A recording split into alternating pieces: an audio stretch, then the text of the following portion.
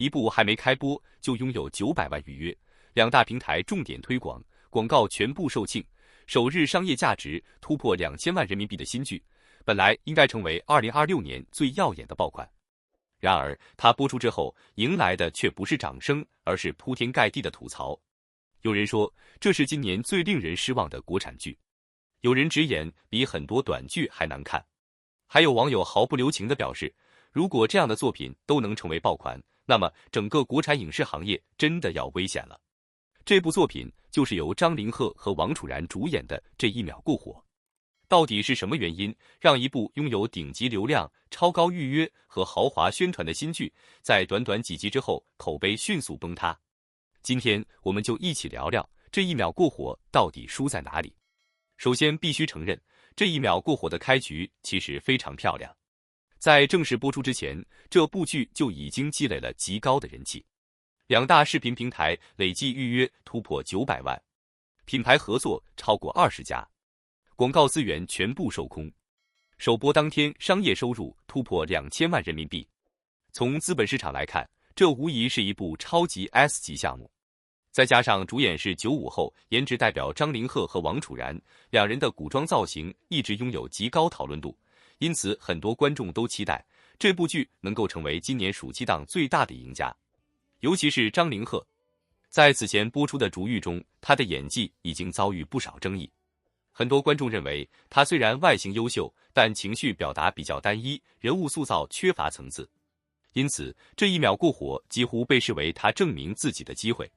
可惜的是，新剧播出后，不但没有帮助张凌赫扭转口碑，反而让争议进一步扩大。真正让观众失望的，并不是演员，而是整部剧从第1分钟开始就不断暴露出来的问题。很多观众刚打开第1集就已经开始皱眉。原因竟然是片头，剧组选择使用 AI 技术制作男女主角童年回忆。本来 AI 是为了提升视觉效果，结果却因为人物动作僵硬、画面不自然、细节粗糙，引发大量吐槽。不少网友表示，看起来像廉价动画，完全没有年代剧应有的质感。不仅如此，剧中还有多个绿幕合成痕迹十分明显，人物与背景融合不自然，灯光方向不一致，甚至还能看出明显的抠图边缘。这些技术问题让观众瞬间出戏。对于一部投入巨大的重点项目来说，这样的制作质量自然难以令人满意。如果说技术还能勉强接受，那么真正让大量观众弃剧的就是剧情。这一秒过火的故事其实并不复杂。慕容清逸与任素素原本是一对恋人，3年分别之后，命运却发生巨大变化。任素素竟然成为了男主哥哥的未婚妻，曾经深爱的人，如今变成未来嫂嫂。这样的设定本来拥有不错的戏剧冲突，可惜剧本却没有把人物心理真正写出来，取而代之的是大量夸张而狗血的对白，尤其是男女主重逢后的感情表达，让不少观众感到极其尴尬。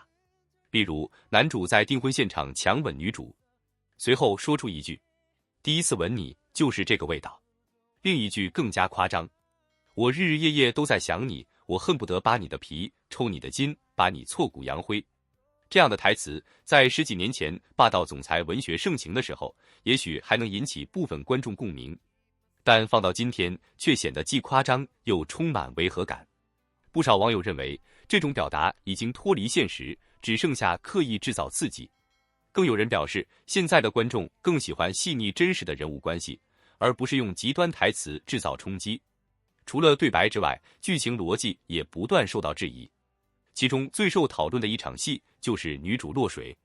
按照剧情安排，男主从2楼飞奔下来救人，然而当时花园里站着许多人，却没有任何人第一时间施救，所有人都像被暂停一样，只等男主出现。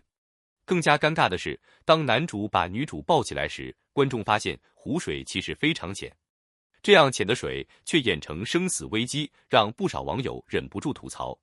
如果角色自己站起来，可能都已经走出水面了。这种明显违背现实逻辑的设计，大大削弱了剧情可信度。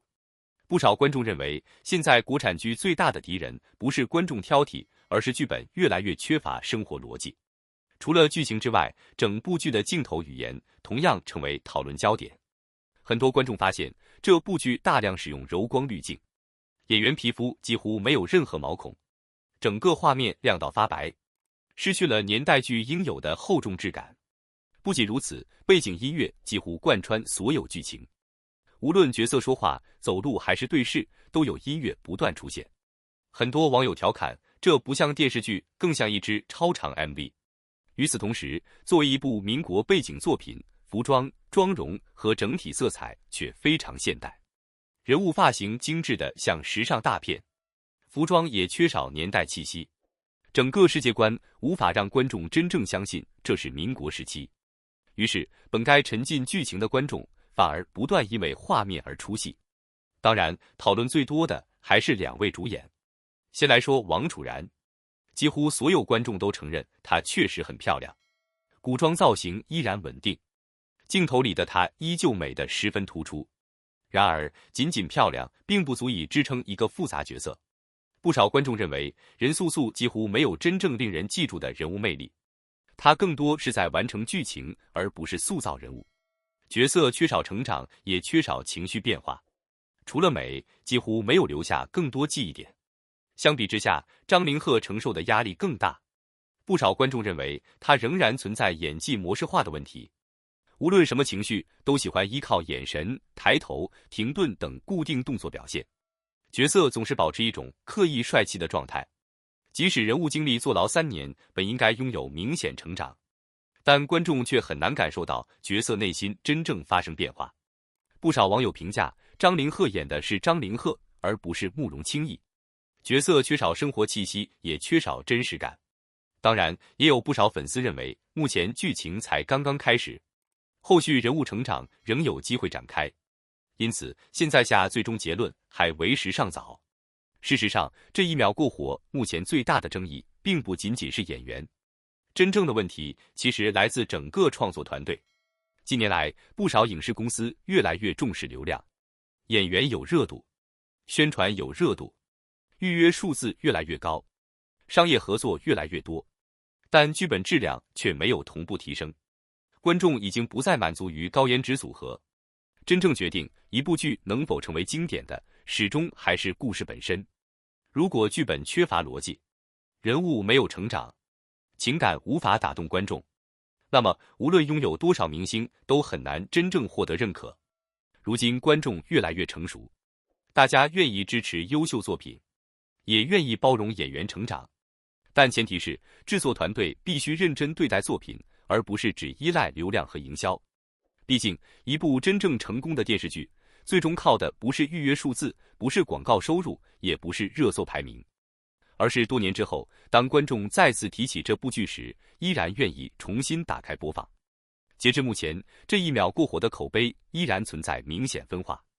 有人认为后续剧情还有反转空间，也有人已经提前宣布弃剧。至于张凌赫和王楚然，未来能否凭借后续剧情重新赢回观众认可，还需要时间给出答案。不过，这场围绕这1秒过火的争议，也再次提醒整个国产影视行业，流量可以带来开局，营销可以创造热度，明星可以吸引观众点击，但真正决定一部作品生命力的，永远只有内容。